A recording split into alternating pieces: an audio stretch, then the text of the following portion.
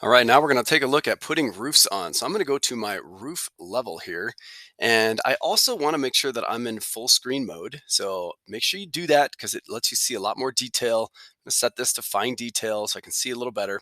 So I want to make a green roof on this section here and my EPDM rubber type roof on this section. And I do want you to have at least one section that's green roof. So I need to build a divider wall to be able to separate these things. And I'm going to do this divider wall with just a 6-inch masonry. Well, this is going to need to start on the roof level with no offset. Always want to make sure you're checking your constraints. And we're going to set this up to the parapet level. So that's a 3-foot level. We're going to draw it on center line. And I don't have a particular place that I want to, or I need to divide this. So I'm just going to pick the midpoint here. You may have a certain section you want to wall off. That's fine. So I'm going to draw my wall, connect it there, then hit the escape key. So now I'm hitting the escape key a couple times actually, so I can get back to modify. Now I have my roof partitioned.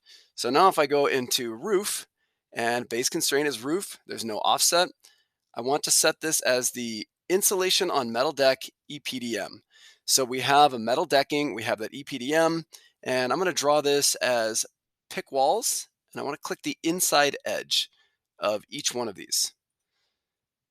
So there we go. You can see it clicked the wrong edge on this one. So I'm actually going to drag this up and let's see, get it to snap in place. You can also see I have an issue because this line extends beyond what I want. So this is where using the trim function is really helpful. Trim, extend to corner, this button up here. And you need to select the line you want to keep. So I'm going to click this line. I want to keep it. And I'm going to click keep this line, and that will trim to a perfect angle right there.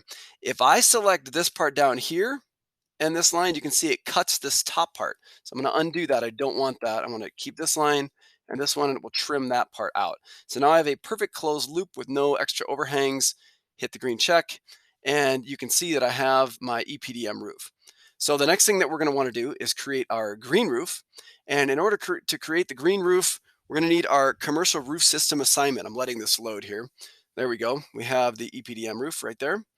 The green roof in the commercial roof assignment, so you want to load this one back up, commercial roof systems, and you can use one of these systems right here. Now remember from our options that we were talking about over here, we are going to choose probably one of the G1, 2, or P1, 2 because we don't want to have a tremendous amount of load on this. We're assuming that we can only hold a load of 60 pounds per square foot. So let's choose one of these first two. Well, for mine, I'm just going to choose this one that is a P1. We'll choose a P1. And so it looks like I need to have these particular layers. Extensive soil is 3 inches, an 1/8 separation fabric, an inch of drainage plate, a 1/4 inch protection mat. If you add all these up together, they're approximately 4 inches, which is why it reads that right there.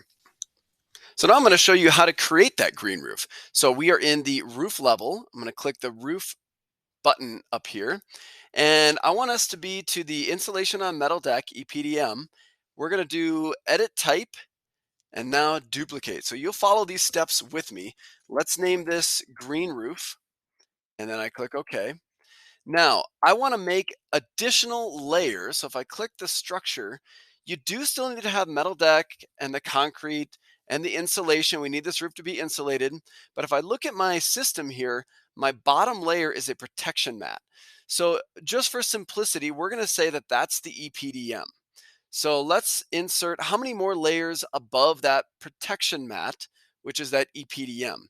Well, according to this, if I use the P1 scenario, the protection mat was a 1/4 inch, the drainage plate, separation fabric, soil, and then plants. So I have my protection mat, so I need 1, 2, 3, 4 more layers. So I need 4 more layers, and you can see the EPDM was a 1/4 inch, and that's conveniently the same as a protection mat, so you won't have to change that. But I do have to add 4 more layers. So if I click insert, 1, 2, 3, 4, and then I'm going to move all of these up above all of the other ones because these are going to sit on top of everything else. So I'm just going to move all of them up as high as they go. And now my panel is getting very large, but I do have all 4 other layers. So I have my 1/4 inch protection mat, and then above that 1/4 inch, it looks like I have a 1 inch drainage plate. So 1 inch, 1/8 inch, 3 inch, and then plants. So let's do the thickness first. So I have a 1 inch drainage plate, and then I'm going to make myself have 3 inches of grass. So that 1 inch, what was that again? That 1 inch was drainage plate. That would be steel. If you end up using granular drainage, you're going to search for things like gravel. So I'm going to make this 1 inch category, and I'm going to search for steel. And that is my drainage plate. And that's sort of like another level of metal decking. So I can use that, or I could just find the word steel in here. That'd be fine. And this one was a layer that is separation fabric. So I'm going to search for fabric, choose that one, and then soil, choose that one, and then finally grass. Now you can see my window is much larger than yours may be on default. That's because I've opened up these little buttons here, and I've dragged this and made this larger. So you probably figured that out by now, but if not, there you go. Looks like I may have selected the wrong one. I just need to select grass, click on that one, there we go.